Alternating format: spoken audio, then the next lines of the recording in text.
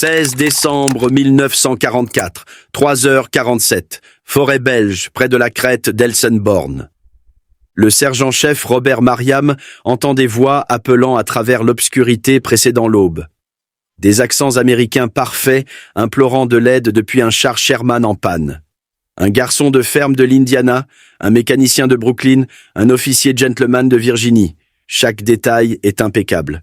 Treillis maculés de boue, plaques d'identité authentiques, armes réglementaires, même des cigarettes Lucky Strike provenant d'un vrai PX. Pendant 30 minutes, cela fonctionne parfaitement. On partage du café, on se plaint du froid, on plaisante sur le retour à la maison pour Noël. Tout est normal, jusqu'à ce que le lieutenant de Virginie mentionne rejoindre la 23e division blindée.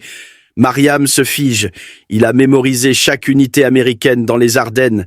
Il n'y a pas de 23e division blindée.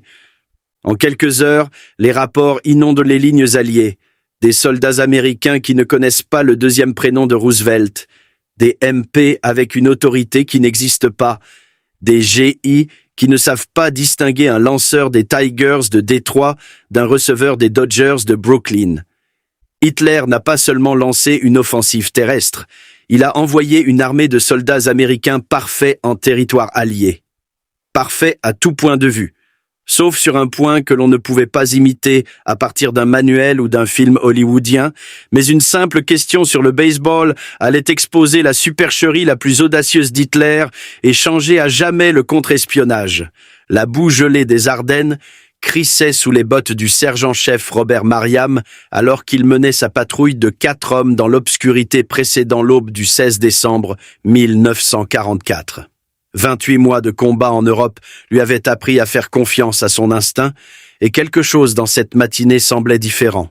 Les bruits habituels d'un secteur calme, grondements d'artillerie lointains, coups de sniper occasionnels, le faible murmure des soldats tenant des positions défensives avait été remplacé par un silence inquiétant qui semblait appuyé contre ses tympans. À 3h47, des voix brisèrent le silence, des voix américaines appelant à l'aide depuis quelque part devant dans l'obscurité. Mariam leva le poing, arrêtant sa patrouille tandis qu'il tendait l'oreille.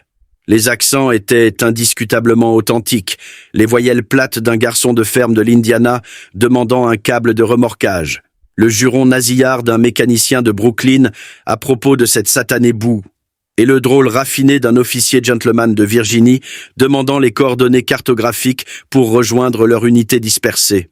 « On dirait que nos gars se sont mis dans le pétrin », chuchota le soldat Henderson, le plus jeune de l'escouade de Mariam. Mariam acquiesça, mais garda sa mitraillette Thompson prête alors qu'ils s'approchèrent de la source des voix. Ce qui émergea du brouillard au sol ressemblait à tous les équipages de blindés américains qu'il avait rencontrés pendant 2 ans de combat à travers la France et la Belgique. 3 hommes en treillis vert olive maculés de boue se tenaient à côté d'un char Sherman qui avait perdu sa chenille droite. Leur visage arborait l'affaissement particulier et épuisé de soldats qui avaient marché trop longtemps par mauvais temps, barbus et les yeux cernés mais alertes. Le lieutenant de fer, un homme mince aux tempes prématurément grises, s'avança la main levée en signe de salut. « Dieu merci, on vous a trouvé, sergent. Lieutenant William Hayes, 9e blindé. On essaie de rejoindre notre unité depuis hier matin. » Chaque détail passait l'inspection experte de Mariam. Les galons d'officier étaient de ternis comme il se doit, pas le laiton brillant qui aurait marqué un remplaçant. Son insigne de fantassin de combat montrait l'usure correcte pour quelqu'un qui avait vu des mois d'action. Même ses cigarettes, des Lucky Strike dans un paquet froissé dépassant de sa poche de poitrine, portaient les marques authentiques des rations PX plutôt que la finition lisse des achats aux États-Unis. « Qu'est-il arrivé à votre char ?» demanda Mariam en s'approchant du Sherman immobilisé avec un intérêt professionnel. Le mécanicien de Brooklyn, un caporal trapu nommé Murphy, d'après sa bande de noms, cracha dans la boue et désigna la chenille. « Ce satané truc nous cause des ennuis depuis qu'on a quitté la ligne près de Saint-Vite. Une goupille a finalement cédé vers minuit, nous a laissés comme des canards assis si Jerry se pointe. » Le soldat de l'Indiana, à peine assez vieux pour se raser, ajouta sa voix avec l'enthousiasme sincère d'un garçon de ferme essayant d'être utile. On a été séparés du reste de notre colonne pendant ce barrage d'artillerie hier soir. On essaie de naviguer à l'estime, mais ce brouillard nous a complètement perdus. Pendant 30 minutes, la rencontre se déroula avec la familiarité aisée de soldats américains aidant des soldats américains. L'escouade de Mariam partagea du café chaud de leur thermos, tandis que l'équipage du char expliquait sa situation. Ils se plaignirent du froid avec l'intensité rituelle qui soudait les unités d'infanterie. Hayes montra une réelle inquiétude pour le bien-être de ses hommes. Murphy démontra la compétence technique attendue d'un mécanicien de char vétéran et le jeune soldat de l'Indiana afficha le genre d'enthousiasme nostalgique qui rappelait à tous pourquoi il se battait. La conversation se déroula naturellement à travers des sujets qui occupaient les pensées de chaque soldat américain pendant l'hiver 1944. Le lieutenant mentionna les lettres de sa femme de Richmond, décrivant les problèmes de rationnement et les difficultés du potager de la Victoire. Murphy parla du travail de son frère au chantier naval de Brooklyn et de la façon dont la famille économisait pour une maison dans le Queens après la guerre. Le garçon de l'Indiana, dont le nom était Williams, parla avec nostalgie de la saison des semis de printemps et se demanda si son père pourrait gérer seul les travaux de la ferme. Hayes produisit une pochette de cartes pliées et demanda la direction de Malmedy, où il croyait que son unité mère avait établi un poste de commandement. Mariam étudia la carte, notant les coordonnées militaires appropriées et les marquages standards du corps des ingénieurs de l'armée. Tout semblait authentique, jusqu'aux taches de café et aux notations au crayon qui s'accumulaient sur les cartes pendant les opérations actives. Votre meilleure chance est de suivre cette route vers le nord sur environ 13 km, expliqua Mariam en traçant l'itinéraire du doigt. Vous devriez rejoindre la route de ravitaillement principale à environ 2 bornes à l'est de Malmedy même. La fréquence radio pour le contrôle du trafic de la première armée est le 47,2 MHz si vous pouvez contacter quelqu'un. L'équipage du char exprima la gratitude appropriée pour les informations et l'aide. Ils racontèrent des histoires sur des connaissances mutuelles et d'autres unités, se plaignirent de la qualité des rations K et spéculèrent sur la possibilité que la guerre se termine avant Noël, comme certains rapports optimistes le suggéraient. Williams mentionna une lettre de sa sœur décrivant les préparatifs des célébrations de Noël à Fort Wayne, avec des détails sur le rationnement du sucre affectant la production de biscuits et les pénuries de caoutchouc, limitant les décorations de fête. Alors que l'escouade de Mariam se préparait à continuer sa patrouille, Hayes mentionna avec désinvolture qu'ils espéraient rejoindre la 23e division blindée une fois à Malmedy.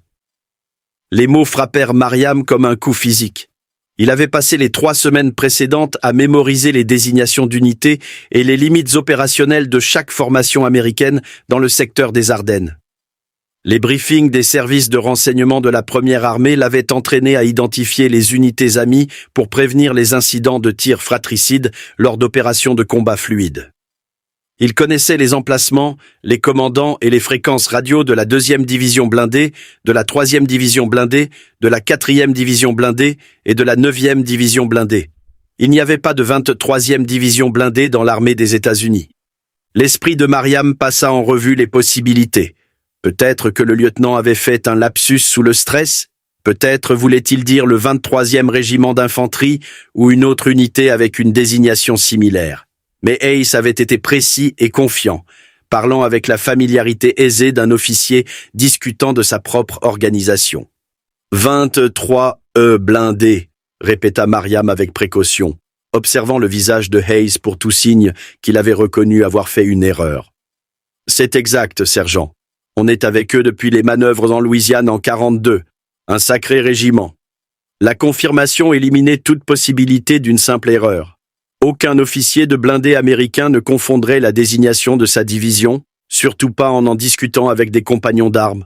Le détail était trop fondamental, trop profondément ancré dans l'identité militaire pour être oublié ou mal énoncé.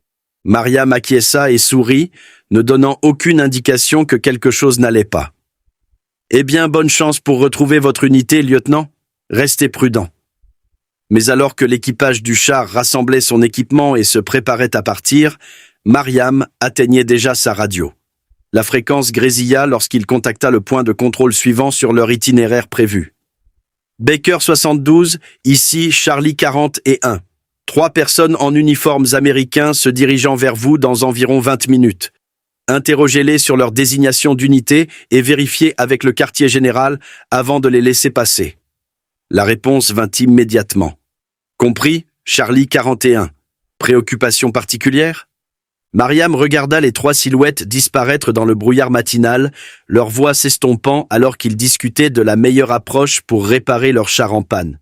Ils ressemblaient à des soldats américains. Ils parlaient comme des soldats américains. Ils possédaient un équipement authentique, des documents appropriés et des histoires personnelles convaincantes. Mais ils servaient dans une unité qui n'existait que dans les fichiers des services de renseignement allemands. « Non, préoccupation particulière », répondit Mariam par radio. « Vérifiez juste tout avant de les laisser passer. » En 6 heures, des rapports similaires inonderaient les réseaux de communication américains sur tout le front des Ardennes, des MP revendiquant une autorité qu'ils ne possédaient pas, des GI à des points de contrôle incapables d'identifier des faits de base sur le gouvernement américain et l'organisation militaire. Des équipages de chars qui portaient un équipement parfait, mais manquaient de la connaissance inconsciente qui venait du fait d'avoir grandi en Amérique. La prise de conscience allait frapper les services de renseignement alliés comme un barrage d'artillerie. Hitler n'avait pas simplement lancé une offensive terrestre à travers les forêts des Ardennes. Il avait envoyé une armée de soldats américains parfaits profondément en territoire allié, armés de documents falsifiés, d'équipements capturés et de mois d'entraînement culturel intensif. Mais leur perfection contenait un défaut fatal qu'aucune préparation ne pouvait surmonter. Le sergent-chef Joseph Morrison tapait des pieds contre le froid glacial en occupant son point de contrôle sur la route de la crête d'Elsenborn à 6h30 le 17 décembre. Le MP de la 99e division d'infanterie avait traité des douzaines de véhicules depuis l'aube, chacun nécessitant la même routine de vérification, identification de l'unité, destination, documents d'autorisation appropriés. Après 18 mois de combat, la procédure était devenue mécanique, mais les rapports filtrant par les communications radio suggéraient qu'une vigilance accrue était nécessaire. 3 silhouettes approchèrent à travers la brume matinale, leur souffle visible en panache blanc, alors qu'ils marchaient du pas mesuré de policiers militaires effectuant une mission officielle. Morrison reconnut immédiatement la prestance. La foulée confiante de MP qui s'attendait à de la coopération plutôt qu'à de la résistance. Leurs uniformes affichèrent les insignes appropriés des unités de police militaire, complets avec casquette blanche, ceinturon Sam Brown en cuir et pistolets réglementaires de calibre 45 dans des étuis immaculés. L'homme le plus gradé, un sergent-chef d'après ses chevrons, s'avança avec une planchette à pince sous le bras. « Bonjour, sergent. Sergent-chef Williams, 2e MPS. On effectue des ratissages de sécurité pour infiltrer. On doit passer par votre secteur immédiatement. » Morrison étudia les 3 hommes avec un intérêt professionnel. Leur équipement semblait impeccable, jusqu'au moindre détail. Williams portait une planchette à pince réglementaire avec des formulaires militaires authentiques. Son arme montrait l'usure appropriée du terrain et même ses étuis à munitions affichaient l'espacement correct qui vient de mois d'expérience de combat. Les 2 autres MP, un caporal et un soldat, maintenaient une tenue militaire appropriée tout en scrutant le périmètre du point de contrôle avec l'attention alerte attendue de personnel de sécurité.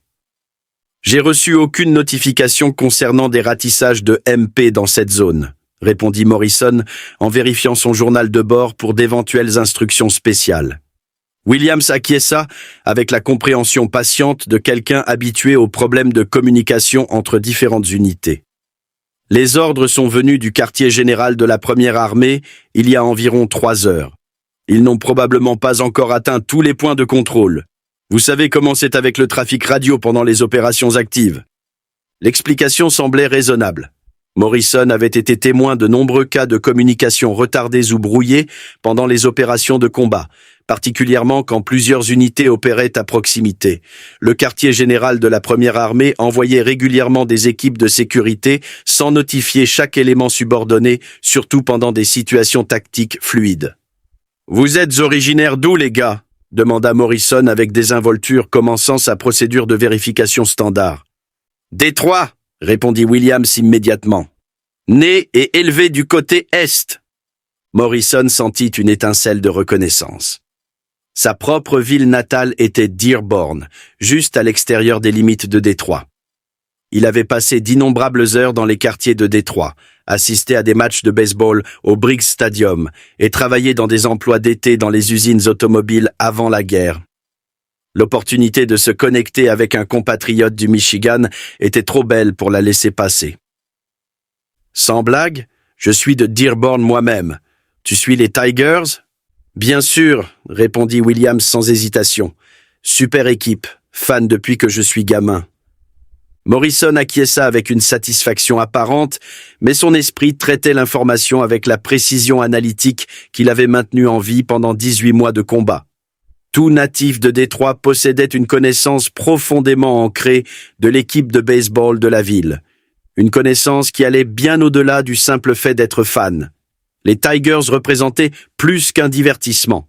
Ils incarnaient la fierté civique, la loyauté de quartier et des expériences culturelles partagées qui connectaient la population ouvrière de Détroit.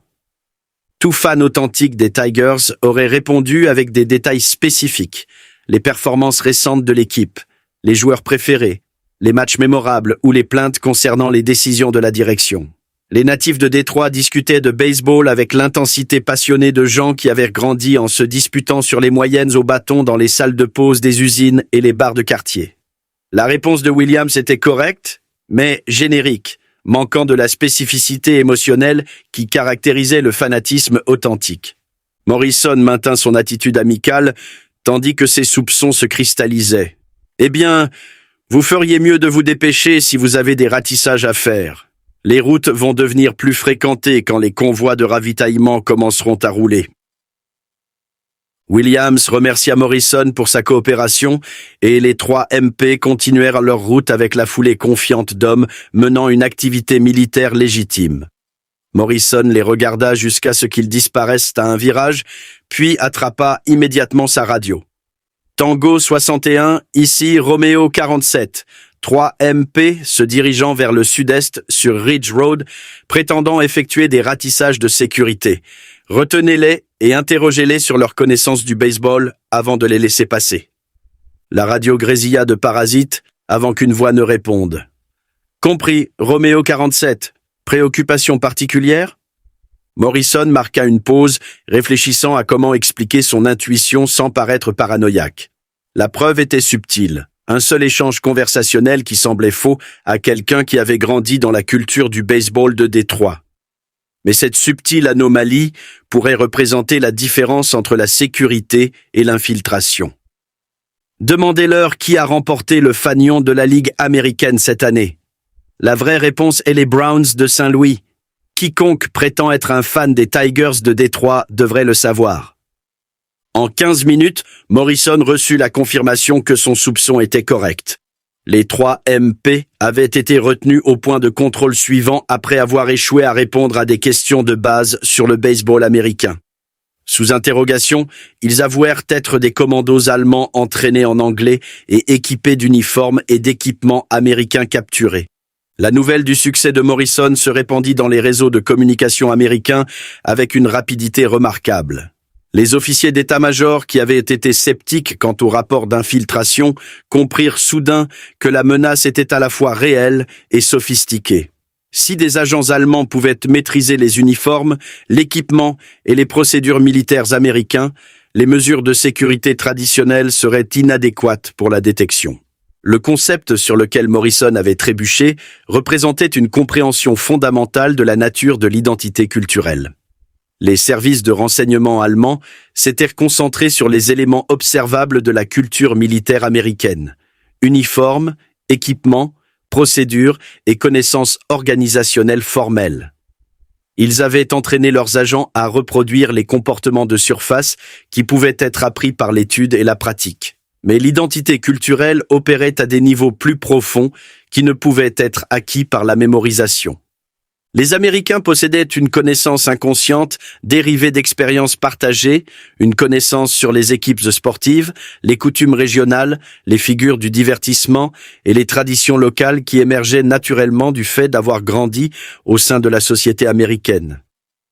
Cette connaissance n'était pas documentée dans les manuels de renseignement ou les guides militaires parce qu'elle était supposée être universelle parmi les Américains de naissance. La perspicacité de Morrison sur le fanatisme du baseball révéla l'existence de marqueurs culturels que les agents allemands ne pouvaient pas imiter de manière convaincante.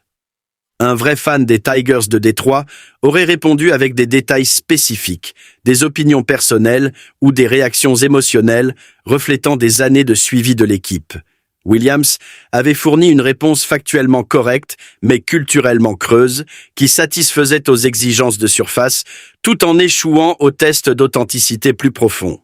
Les implications s'étendaient bien au-delà d'une seule rencontre à un point de contrôle. Si la connaissance culturelle pouvait exposer les infiltrés plus efficacement que la vérification de documents ou l'inspection d'équipements, les procédures de sécurité américaines nécessitaient une révision immédiate. Les méthodes de contre-espionnage traditionnelles se concentraient sur la détection de papiers falsifiés, d'équipements volés ou de comportements suspects. Le filtrage culturel offrait une nouvelle catégorie de vérification basée sur une connaissance partagée que les agents étrangers ne pouvaient pas acquérir par l'entraînement. Morrison contacta son commandant de compagnie pour signaler l'incident et recommander la mise en œuvre immédiate d'un interrogatoire culturel à tous les points de contrôle. La suggestion rencontra une résistance initiale de la part d'officiers qui considéraient les anecdotes sur le baseball comme inappropriées pour des procédures de sécurité militaire. Mais le succès démontrable de la technique de Morrison, combiné aux preuves croissantes de l'infiltration allemande à travers les lignes alliées, surmonta le scepticisme bureaucratique.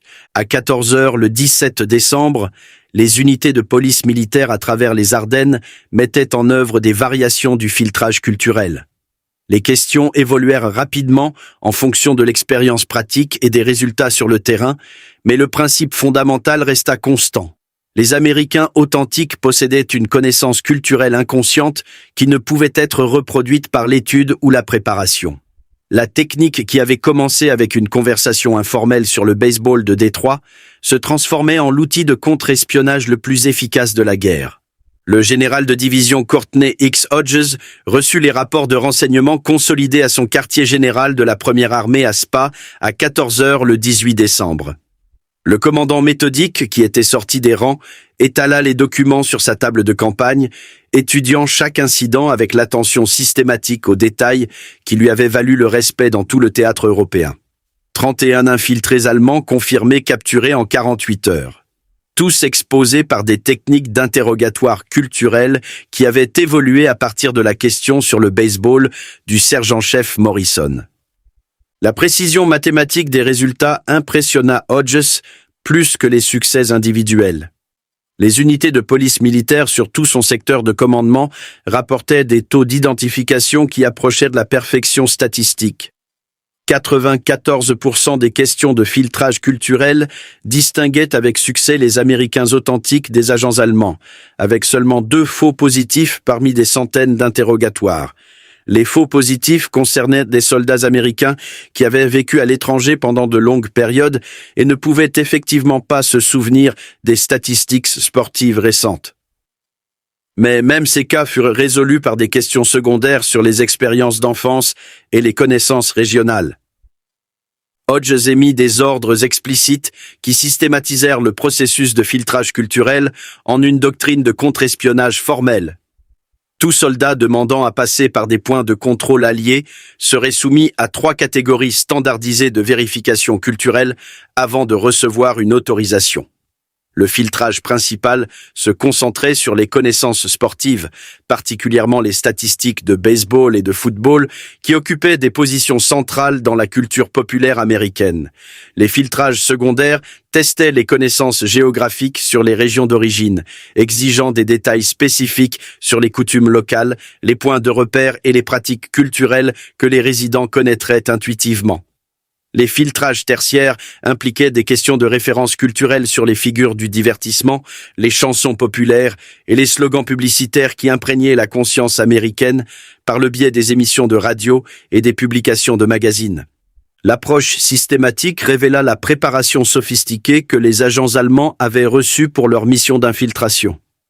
Les documents capturés et les transcriptions d'interrogatoires montraient que les services de renseignement de la Wehrmacht avaient compilé des dossiers approfondis sur l'organisation militaire américaine, les spécifications de l'équipement et les procédures tactiques. Les commandos allemands pouvaient réciter les manuels de campagne de l'armée, identifier les numéros de série des armes et exécuter les protocoles militaires avec une précision parfaite. Mais les services de renseignement allemands avaient fondamentalement mal compris la nature de l'identité culturelle américaine. Les théories raciales nazies mettaient l'accent sur les facteurs biologiques et géographiques tout en minimisant l'importance des expériences partagées et des connaissances inconscientes. Les agents allemands avaient mémorisé des faits sur la société américaine sans absorber le contexte émotionnel et expérientiel qui rendait ces faits significatifs pour les Américains de naissance. L'efficacité du filtrage culturel devint apparente grâce à des techniques d'interrogatoire spécifiques qui évoluèrent rapidement par le biais de tests sur le terrain. Les questions sportives révélèrent la connaissance culturelle la plus profonde parce que les hommes américains discutaient d'athlétisme avec une intensité passionnée qui ne pouvait être reproduite par une étude académique. Un véritable fan de baseball se lancerait immédiatement dans des commentaires détaillés sur les matchs récents, les statistiques des joueurs et les décisions de gestion d'équipe. Les agents allemands fournissaient des réponses factuellement correctes, mais émotionnellement plates qui satisfaisaient aux exigences de surface tout en manquant d'enthousiasme authentique. Les questions géographiques exposaient différentes catégories de connaissances culturelles. Les Américains démontraient une familiarité intime avec leur région d'origine, revendiquée par des références aux commerces locaux, aux caractéristiques du quartier et à la terminologie régionale qui n'apparaissait dans aucun manuel de renseignement. Lorsqu'on les interrogeait sur leur ville natale, les Américains authentiques mentionnaient des lycées spécifiques, des restaurants locaux ou des points de repère de l'enfance avec une familiarité décontractée. Les agents allemands fournissaient des descriptions de manuels qui ressemblaient à des entrées de guides de voyage plutôt qu'à des souvenirs personnels.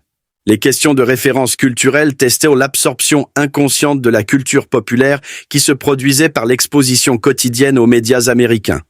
Les Américains authentiques connaissaient les jingles publicitaires, les slogans d'émissions de radio et les personnalités du divertissement non pas par une étude délibérée, mais par une exposition constante en arrière-plan.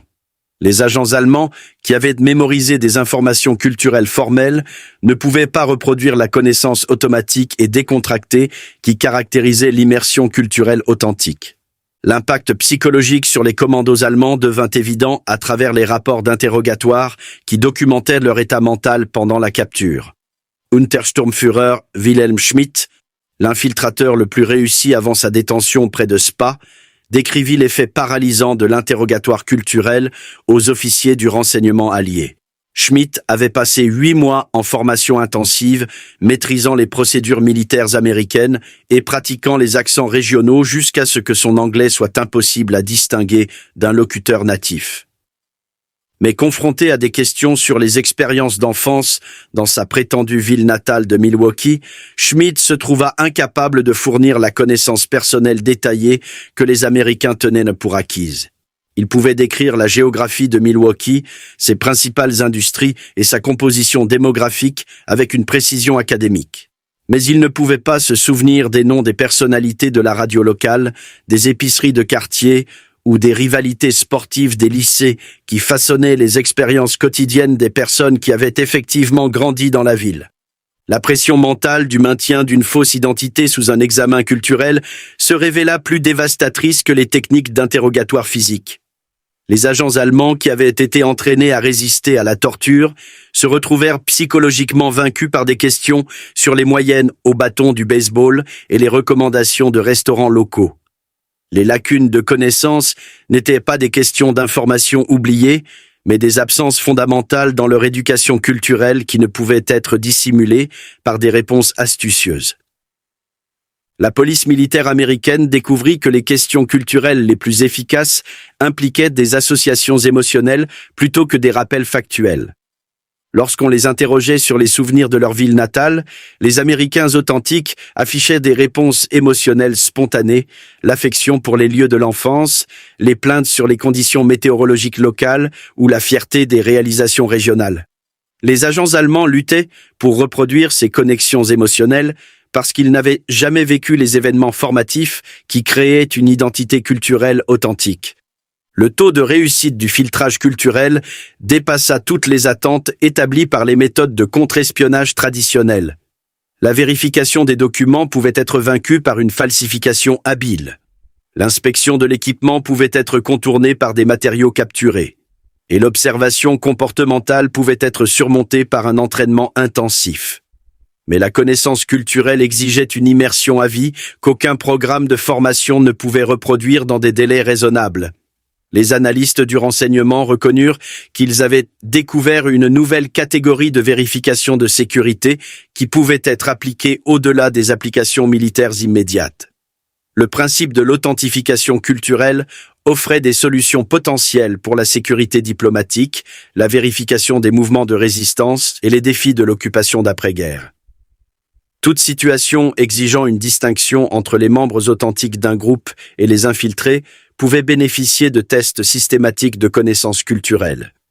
La réponse allemande au filtrage culturel devint apparente à travers les interceptions radio et les interrogatoires de prisonniers, qui révélèrent des tentatives frénétiques de s'adapter aux contre-mesures américaines. Les services de renseignement de la Wehrmacht essayaient désespérément de compiler des informations culturelles plus complètes, mais la tâche se révéla mathématiquement impossible. La culture populaire américaine générait quotidiennement de nouvelles références par le biais des émissions de radio, des publications de magazines et des variations régionales qui ne pouvaient pas être cataloguées de manière exhaustive.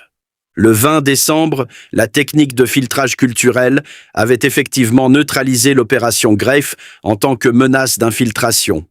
Les commandos allemands qui tentaient de pénétrer les lignes alliées se retrouvèrent piégés entre les positions américaines et leurs propres forces. Incapables d'avancer à travers les points de contrôle culturel, mais également incapables de battre en retraite à travers le territoire allemand où leurs uniformes américains faisaient d'eux des cibles pour leur propre camp. Le succès systématique du filtrage culturel créa une nouvelle confiance dans les capacités de contre-espionnage américaines qui se révéleraient à la fois bénéfiques et dangereuses. Les commandants alliés commencèrent à croire qu'ils avaient résolu le problème fondamental de l'infiltration ennemie grâce à une compréhension supérieure de la vérification de l'identité culturelle. Le colonel Oscar W. Koch entra dans sa salle de briefing du renseignement de la 3e armée à 15h30 le 20 décembre, portant une confirmation qui transformerait la doctrine du contre-espionnage pour des décennies. L'analyse statistique étalée sur son bureau racontait une histoire sans précédent. L'opération Greif avait été complètement neutralisée par des techniques de filtrage culturel. Les 150 commandos allemands étant maintenant tous comptabilisés par capture, morts dans des échanges de tirs ou replis, confirmés vers les lignes allemandes sans avoir accompli leur mission. Les chiffres représentaient plus qu'un succès tactique. Ils documentaient une révolution dans la méthodologie de sécurité. 44 infiltrés capturés vivants, 23 tués en tentant de s'échapper du territoire allié et 83 qui s'étaient repliés avec succès vers les positions allemandes, mais sans avoir accompli un seul objectif de sabotage assigné. Le processus de filtrage culturel avait atteint 100% d'identification des agents ennemis avec une précision de 98,7%, un taux de réussite que les analystes du renseignement militaire déclarèrent sans précédent dans l'histoire des opérations de contre-espionnage. L'esprit méthodique de Koch apprécia l'élégance mathématique de la solution. Les mesures de sécurité traditionnelles reposaient sur la vérification de documents, qui pouvaient être vaincus par une falsification habile, ou sur l'observation comportementale, qui pouvait être surmontée par un entraînement intensif. Le filtrage culturel attaquait le problème sous un angle complètement différent, exploitant les lacunes de connaissances qu'aucune préparation ne pouvait surmonter dans des délais pratiques. La technique avait évolué bien au-delà de la question initiale sur le baseball de Morrison pour devenir un système sophistiqué de vérification à plusieurs niveaux. Les filtrages primaires testaient des connaissances sportives avec des questions conçues pour susciter des réponses passionnées que les agents allemands ne pouvaient pas reproduire de manière convaincante. Les filtrages secondaires examinaient la familiarité géographique par le biais de questions sur les coutumes locales et la terminologie régionale qui n'apparaissait dans aucun manuel de renseignement. Les filtrages tertiaires exploraient les références culturelles qui exigeaient une absorption inconsciente de la culture populaire américaine par des années d'exposition quotidienne. Les rapports de renseignement de tout le théâtre européen confirmèrent que le succès se répandait au-delà du secteur immédiat des Ardennes. Les unités du théâtre pacifique adaptaient les techniques de filtrage culturel pour identifier les infiltrés japonais qui avaient maîtrisé l'anglais mais manquaient de connaissances authentiques des variations régionales américaines. Les opératifs de l'Office of Strategic Services en Europe occupée utilisèrent des méthodes similaires pour distinguer les véritables membres de la résistance des agents de la Gestapo qui avaient étudié la rhétorique politique anti-nazie sans absorber le contexte culturel qui façonnait les mouvements d'opposition authentiques.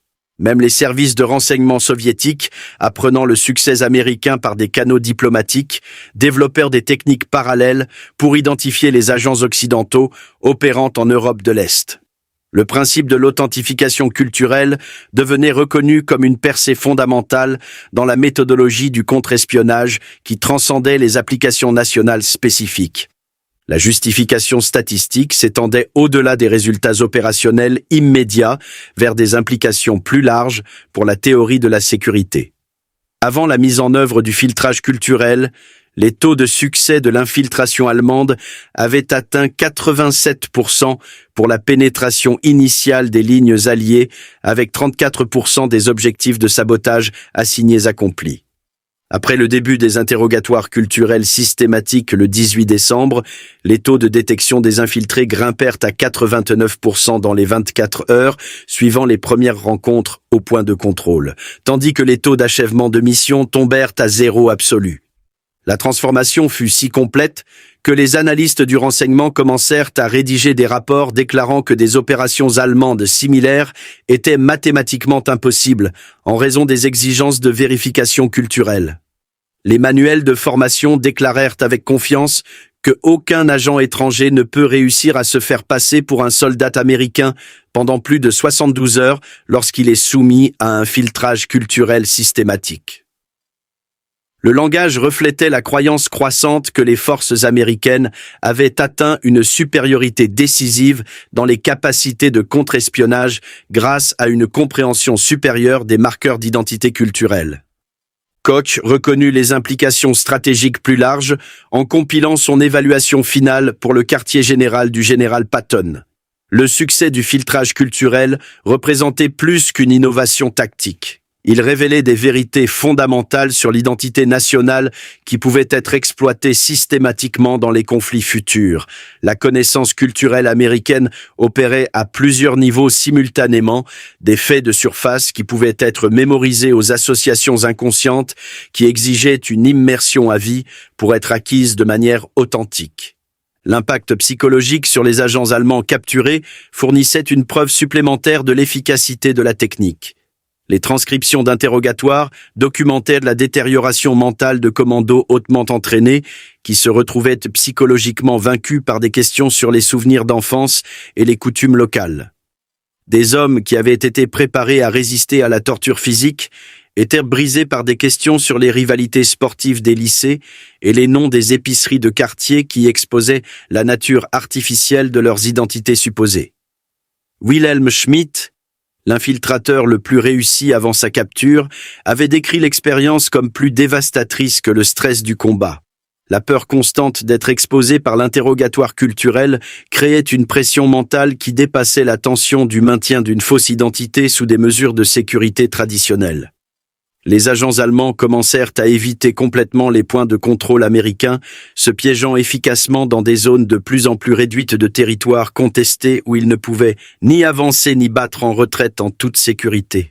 Le succès engendra une confiance excessive dangereuse parmi les commandants alliés qui commencèrent à considérer le filtrage culturel comme une solution permanente aux menaces d'infiltration. Les briefings de renseignement soulignaient l'efficacité spectaculaire de la technique tout en minimisant la discussion sur les contre-mesures potentielles que les services ennemis pourraient développer. L'hypothèse que la connaissance culturelle était impossible à falsifier devint une doctrine acceptée plutôt qu'un avantage temporaire. Les officiers d'état-major rédigèrent des recommandations pour des applications de sécurité d'après-guerre qui étendraient le filtrage culturel à la vérification diplomatique, au traitement de l'immigration et à l'administration de l'occupation. La technique semblait offrir des méthodes infaillibles pour distinguer les Américains authentiques des agents étrangers dans n'importe quel environnement opérationnel. Des plans émergèrent pour des programmes de formation qui diffuseraient les techniques d'interrogatoire culturel dans toutes les agences de sécurité militaires et civiles. Mais même au moment où les services de renseignement américains célébraient leur percée, les services de renseignement allemands menaient une analyse systématique de chaque question culturelle utilisée au point de contrôle allié. Des documents allemands capturés révéleraient plus tard que les services de renseignement de la Wehrmacht et des SS avaient commencé à cataloguer les références culturelles américaines dans les jours suivant les premières détections réussies d'infiltrés. Chaque statistique de baseball, détails géographiques et références de culture populaire mentionnées lors des interrogatoires était enregistrée et analysée pour de futures applications de formation. Les Américains avaient remporté une victoire tactique complète grâce au filtrage culturel, mais ils avaient simultanément fourni à leurs ennemis un renseignement complet sur les processus de pensée américains et les priorités culturelles. Les questions qui avaient exposé les infiltrés allemands révélaient aussi exactement comment les Américains conceptualisaient leur propre identité culturelle, créant une feuille de route pour vaincre le système grâce à une préparation plus sophistiquée.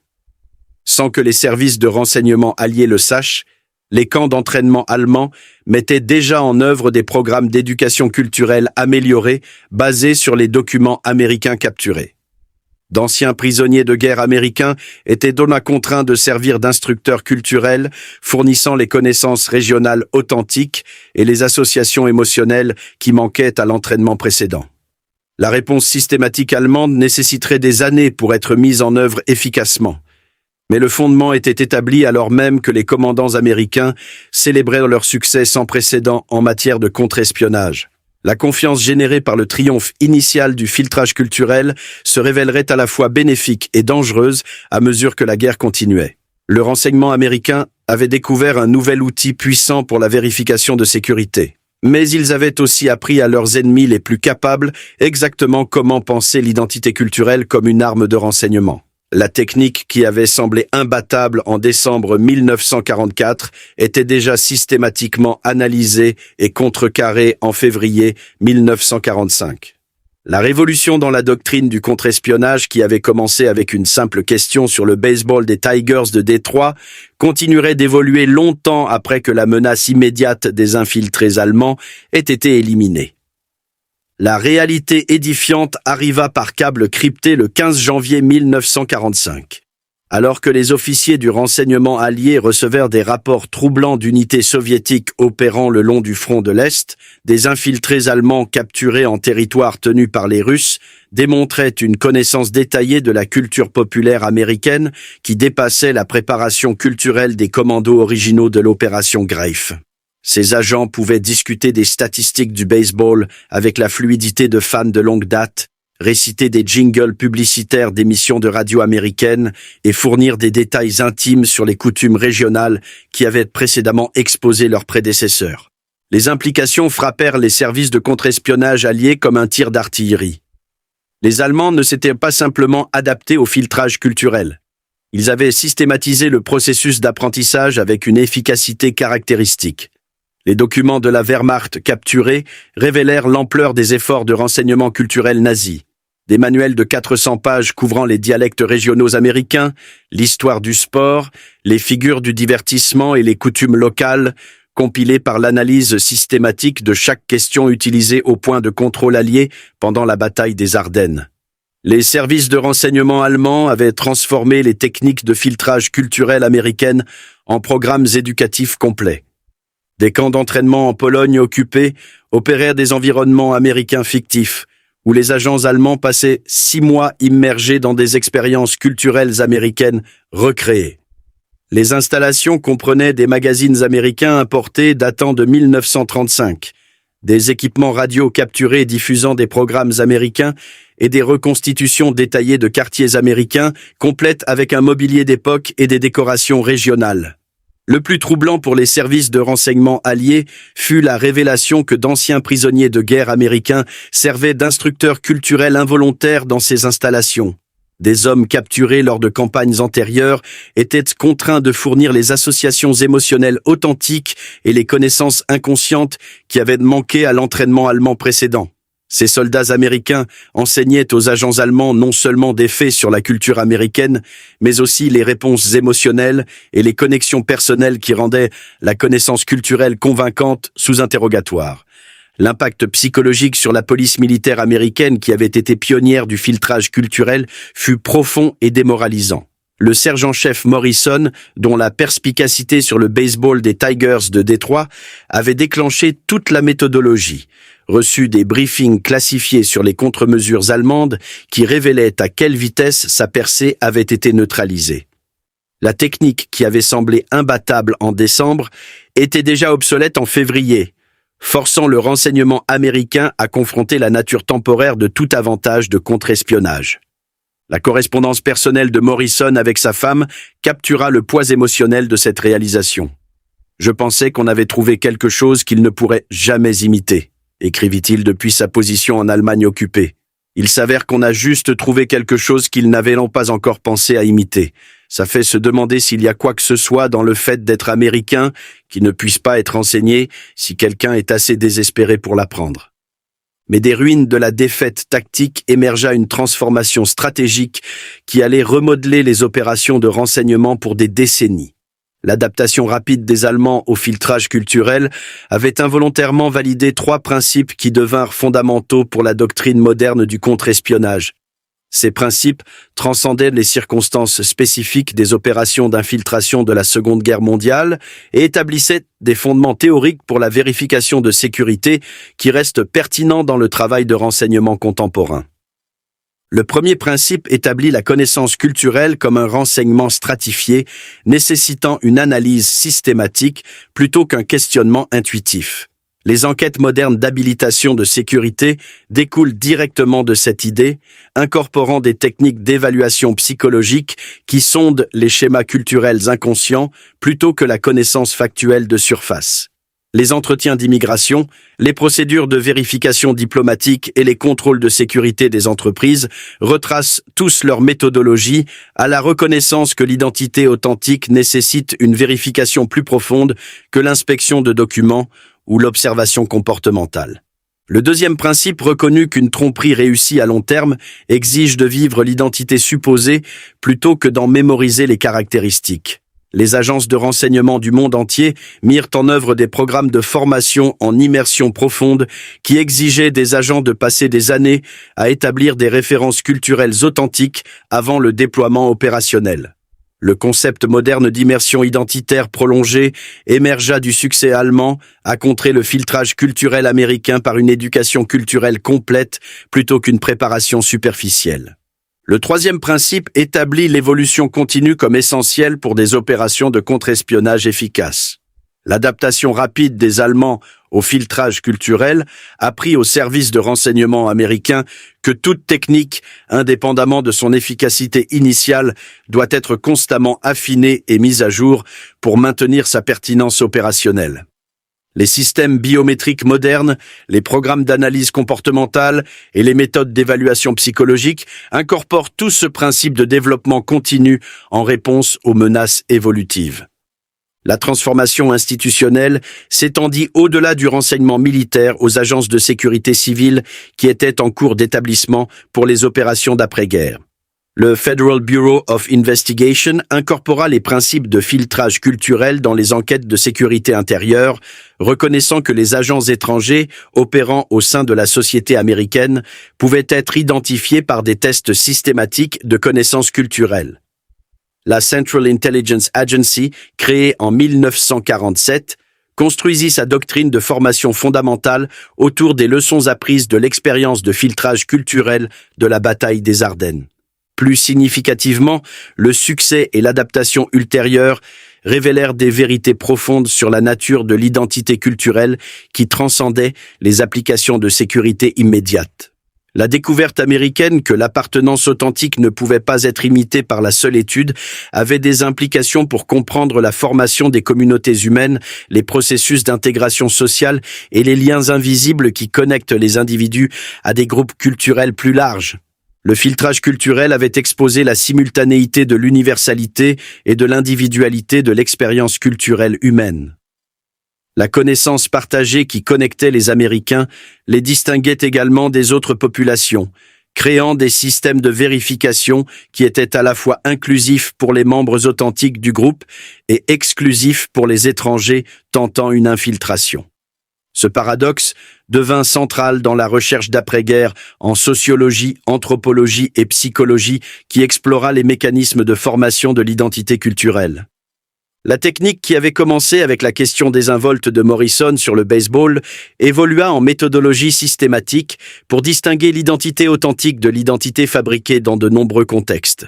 Le filtrage des réfugiés d'après-guerre, le traitement de l'immigration et la vérification diplomatique incorporèrent tous des principes dérivés de l'expérience de filtrage culturel en temps de guerre. La reconnaissance que la connaissance culturelle opérait à plusieurs niveaux simultanément devint fondamentale pour comprendre comment les communautés humaines maintiennent leur cohérence tout en restant ouvertes aux nouveaux venus légitimes. L'impact durable s'étendit aux défis de sécurité contemporains qui n'émergeraient que des décennies après la fin de la guerre. Les protocoles de sécurité aéroportuaire modernes, les systèmes de vérification d'identité en ligne et les processus d'authentification des médias sociaux appliquent tous des idées fondamentales découvertes lors du filtrage culturel des infiltrés allemands.